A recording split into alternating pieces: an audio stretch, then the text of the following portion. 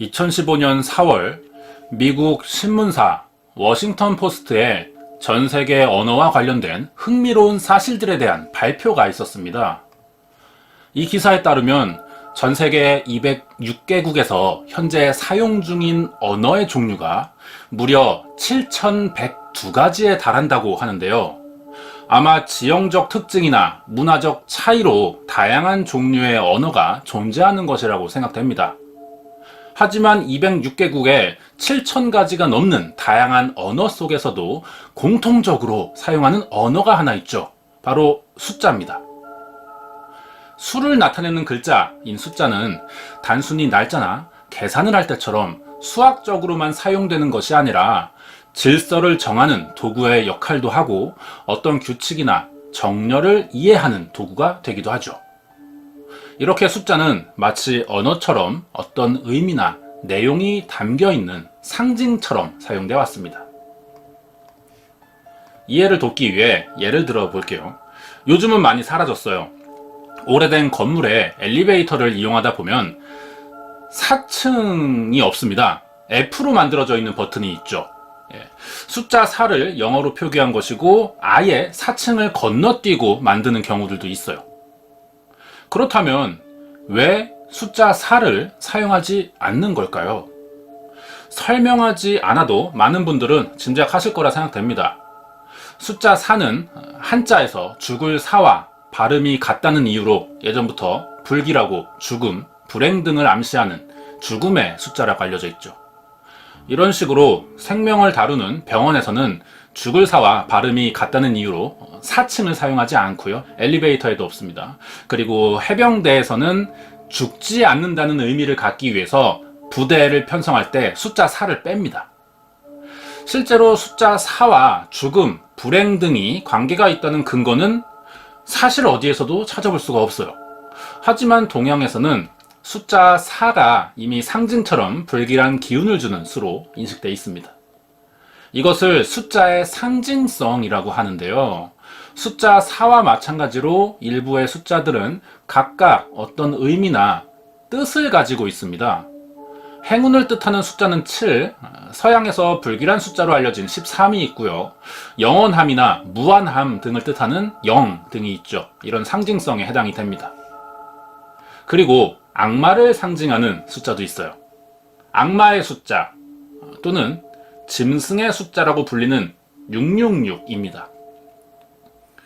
666이라는 숫자는 언제부터 그리고 어떤 이유로 악마와 불행을 상징하는 숫자가 됐을까요? 이번 시간은 악마의 숫자라 불리는 666에 대한 미스터리에 대해서 알아보겠습니다. 666이 왜 악마의 숫자라고 불리게 되었는지 이유를 알아야 하는데요.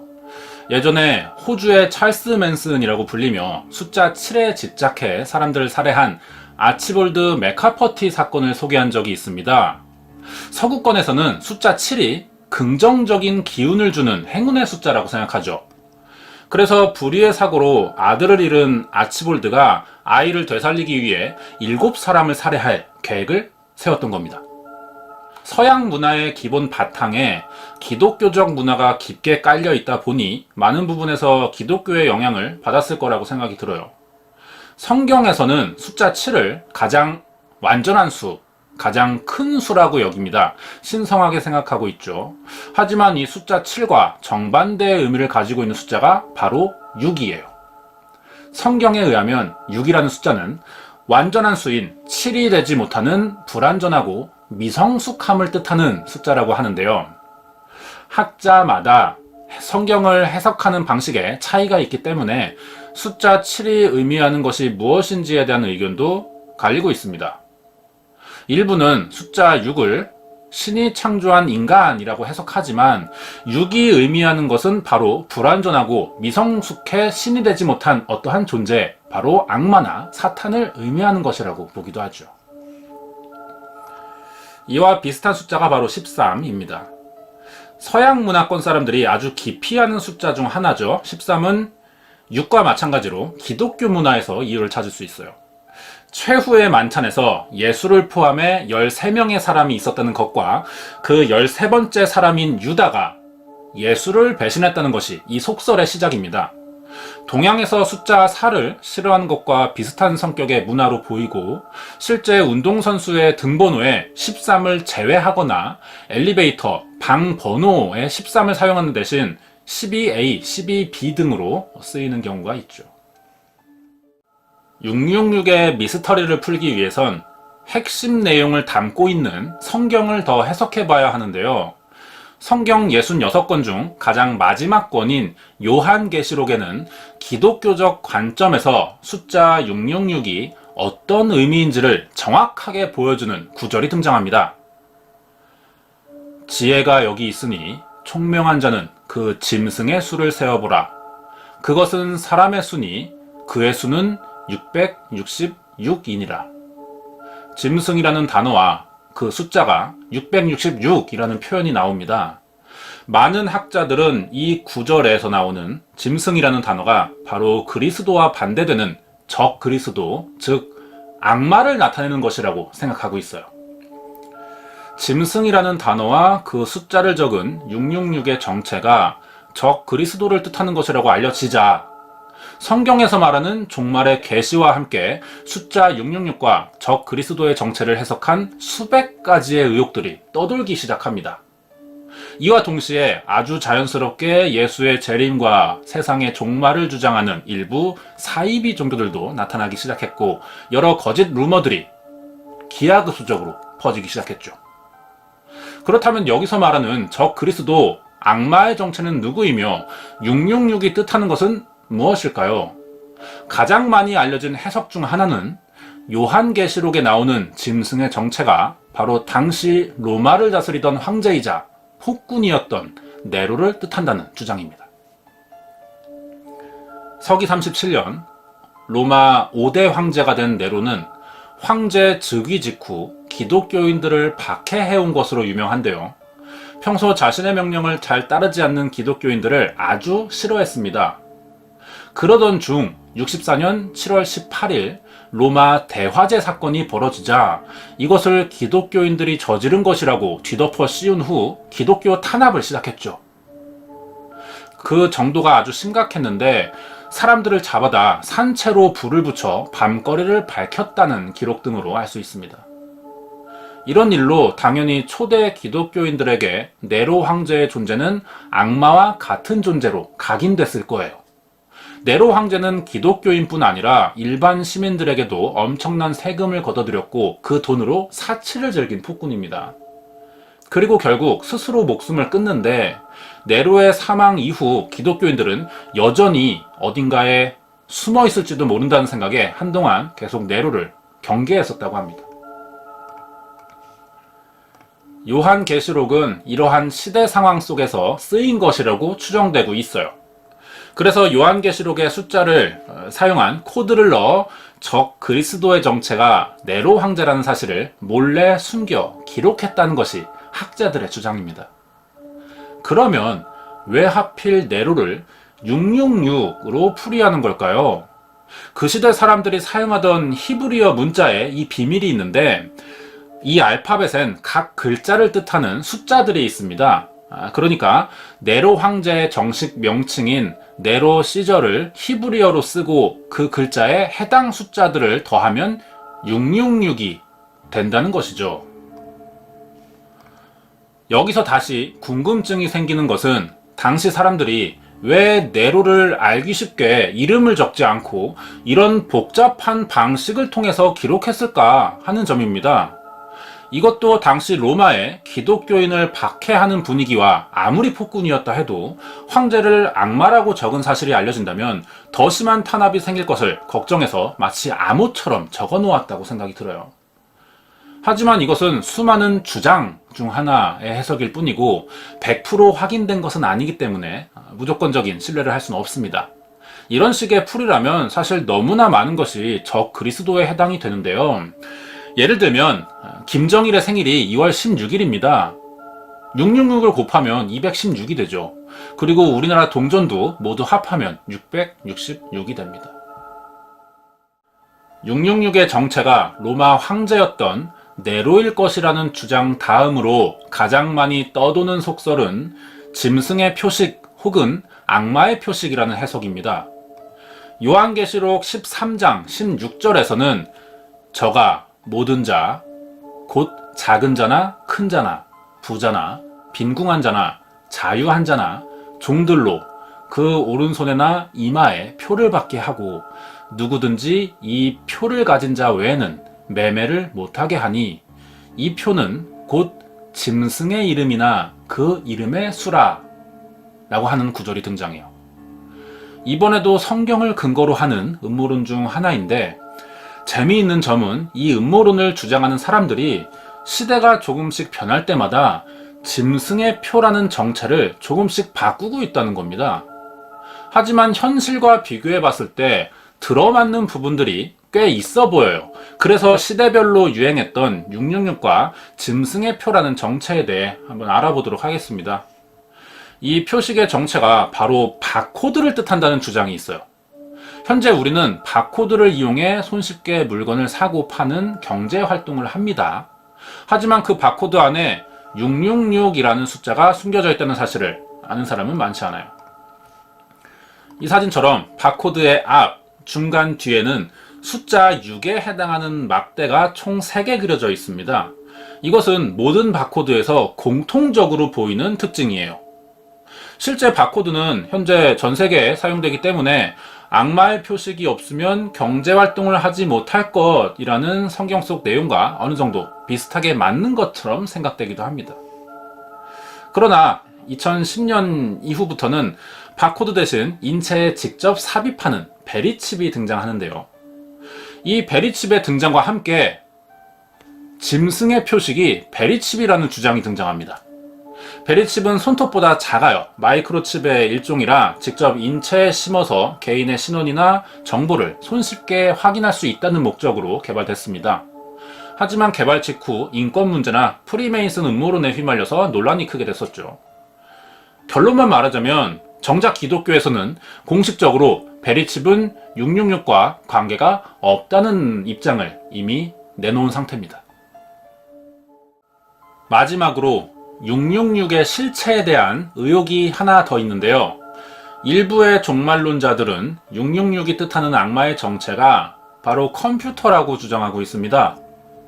666을 컴퓨터로 설명하는 방식은 우선 알파벳 중 첫 글자인 A를 6으로 보고 알파벳 철자 순서에 맞춰서 6의 배수씩 넘어가는 거예요. A가 6, B는 12, C는 18, D가 24 이런 식으로 계산을 하면 마지막 Z는 156이 됩니다. 이 계산식에서 컴퓨터의 철자에 해당되는 숫자만 모아서 합을 더하면 놀랄만한 결과가 나온다는 것이죠. 이 숫자들을 다 더하면 정확히 666이 나온다는 겁니다. 하지만 컴퓨터의 어원은 먼저 계산한다는 뜻의 라틴어 컴퓨타레에서 유래됐습니다. 즉 C, O, M, P, U, T, E, R 8글자는 666이라는 숫자를 만들기 위해 의도적으로 선택된 단어가 아니라는 이야기죠. 그런데도 이렇게 정상적인 단어 형성 과정을 거쳐 만들어진 컴퓨터가 666으로 계산되는 이유는 오직 컴퓨터가 악마 그 자체이기 때문이라고 합니다.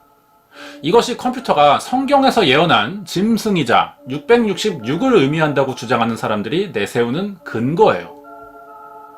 짐승의 표식은 컴퓨터가 생성해내는 바코드를 의미하며 거기에 유럽연합의 본부가 있는 벨기에 브뤼셀에 소재한 슈퍼컴퓨터의 이름이 비스트, 짐승이라고 합니다. 아주 그럴듯한 이야기처럼 들리죠. 하지만 검색해보시면 비스트라는 이름을 가진 슈퍼컴퓨터의 존재는 찾을 수 없습니다. 아마 어딘가에서 만들어진 루머라고 생각이 들어요. 현재 여러 의혹들과 함께 666에 대한 미스터리를 이야기하고 있습니다. 앞에서 소개한 의혹들은 모두 기독교와 성경을 배경으로 한 해석들이었어요. 하지만 실제로 기독교에 대해 잘 모르는 사람들도 숫자 666에 대해 막연한 공포나 두려움은 있을 것이라 생각되는데요. 서양에서는 이미 오래전부터 666을 악마, 불길한 숫자로 여겨왔다고 설명했죠. 이런 사람들의 심리를 이용한 공포 영화가 개봉된 적이 있는데 바로 1976년 6월 6일에 개봉한 오맨입니다. 불길한 징조를 뜻하는 오맨이라는 제목의 영화는 악마 숭배자들에 의해 6월 6일 오전 6시에 태어난 사탄의 아이에 의해 벌어지는 사건을 주제로 한 영화예요. 이 영화에서 유명한 장면이 있습니다. 바로 아이 머리를 깎아 정체를 밝히려는 장면인데 아이 머릿속에 악마라는 의미를 가진 숫자 666이 쓰여 있어요. 이 영화가 당시 엄청난 흥행에 성공했거든요. 이후 많은 영화나 미디어에서 숫자 666과 악마에 대한 설정을 사용하기 시작했습니다. 그러자 사람들의 머릿속에는 자연스럽게 666은 악마라는 이미지가 공식화되었다고 볼 수 있죠. 어떤 특정 상황이나 활동, 대상에 대해 공포심과 불쾌함, 두려움을 느끼는 현상을 우리는 공포증이라고 부르죠. 서양에서는 666이라는 숫자를 두고 극도의 공포를 느끼는 666 공포증을 앓고 있는 사람들이 아주 많은 편이라고 합니다. 정식 명칭은 헥사코시오이 헥사콘타 헥사포비아라고 불러요. 이 발음하기도 힘든 666 공포증을 앓는 사람들은 자동차 번호판이나 식당 계산서에 666이 적혀 있는 걸 보면 공황 상태에 빠지고 곧 자신에게 불운이 닥칠 것이라고 믿고 있습니다. 대표적인 인물로 미국 대통령이었던 로널드 윌슨 레이건이 있는데요. 레이건은 자신의 이름이 각 6개의 알파벳으로 이루어진 것을 아주 못마땅하게 생각했다고 합니다. 거기에 새로 구입하려던 집 번지수가 666번지인 것을 알고 구입을 포기했다는 일화도 유명하죠. 하지만 어디까지나 숫자는 그 수 자체를 나타내는 글자일 뿐이고 그 숫자에 어떤 특별한 의미를 부여하거나 느낌에 휩쓸리는 것은 어디까지나 본인 스스로의 생각일 뿐이죠. 중요한 사실은 666이라는 숫자 때문에 어떤 일이 일어난 적은 없다는 인간의 역사가 이 미스터리를 부인해주는 가장 확실한 증거가 되고 있습니다. 준비한 내용은 여기까지입니다. 영상이 재미있었다면 구독과 좋아요를 눌러주시고요. 제가 준비한 내용 외에 666에 관한 미스터리에 대해 알고 계신 이야기가 있다면 댓글로 남겨주시기 바랍니다. 이번 미스터리 사건은 666이 악마를 뜻하는 숫자라는 미스터리에 관한 이야기였습니다. 준비한 내용 여기까지고 최근에 이런 미스터리에 관한 이야기도 좀 섞어서 하고 있어요. 좀 더 어떤 영역을 넓히기 위해서 시도하고 있습니다. 내용이 어떠신지 좀 보시고 댓글로 좀 피드백 이런 거 좀 남겨주시면 감사하겠습니다. 뒷얘기가 좀 더 있어요. 알아볼게요. 오맨에 대한 이야기 있었어요. 도중에 이 이야기를 좀 더 하고 싶은데 이 영화가 666이 곧 악마를 뜻한다는 의혹을 부풀려버린 영화로 유명합니다. 우리가 666은 악마, 불길한 숫자를 떠올리는 이유가 이 영화의 영향이 굉장히 크다는 거죠. 전 세계적으로. 그런데 악마를 주제로 만들어진 공포 영화라서 그런지는 몰라도 제작 과정부터 이상한 일들이 많이 일어났었다 그래요. 극 중에 이 악마의 아들을 키우는 역할을 맡은 주연 배우가 있습니다. 그레고리 팩이라고 하는데요. 실제 이 그레고리 팩의 아들이 아무 이유 없이 갑자기 총으로 자살을 했어요. 사람들이 이 이야기를 듣고 악마가 그레고리 팩의 아들을 뺏어간 것이 아니냐는 추측을 했었죠. 그 외에 그레고리 팩이 탔던 비행기가 벼락에 맞았던 적도 있습니다. 그런데 정확히 이 벼락에 맞은 이후 3일 뒤에 오맨을 쓴 각본가가 탄 비행기도 벼락에 맞았어요. 물론 낮은 확률이지만 일어날 수는 있어요. 하지만 같은 영화팀 안에서 두 사람이 벼락에 맞을 확률은 굉장히 낮죠. 로또에 당첨될 확률이랑 비슷할 거예요. 이 외에도 촬영팀은 폭탄 테러를 겪거나 촬영장 경비원이 호랑이에 물려 사망하는 사고도 있었습니다. 이렇게 오맨을 촬영하는 도중에 꽤 많은 사람들이 죽거나 다치는 일이 연달아 발생했어요. 하지만 오맨이 결국 개봉을 했고 대박났죠. 개봉 이후에도 사고가 끝나지 않습니다. 개봉 며칠 뒤인 13일의 금요일이었는데요. 특수효과 디자이너인 존 리처드슨이 여자친구와 함께 네덜란드에서 교통사고를 당합니다. 리차드슨이 오맨에서 맡은 역할은요, 극 중에 목이 잘리는 씬이 있어요. 영화 장면인데, 이 특수효과를 담당한 사람이 존 리처드슨이죠.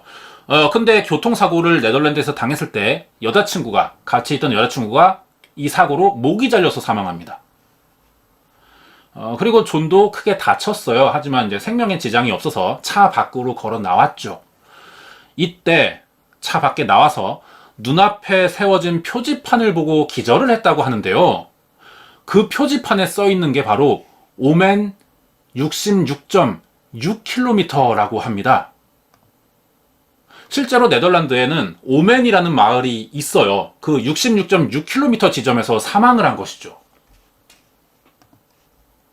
실제로 엑소시스트 영화도 그렇고요. 많은 영화 촬영 시에 사실 다양한 사건, 사고들이 일어납니다. 그런데 유독 이 오맨의 경우는요. 제작에 참여한 사람들에게 유독 666에 관련된 이런 사고들이 일어났어요.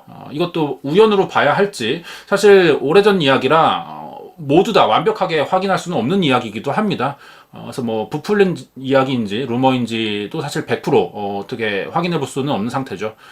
어쨌든 우연으로 봐야 할지 어떤 또 다른 힘이 작동한 것인지는 확인할 수 없는 미스터리로 남아 있습니다. 여기까지 알아볼게요.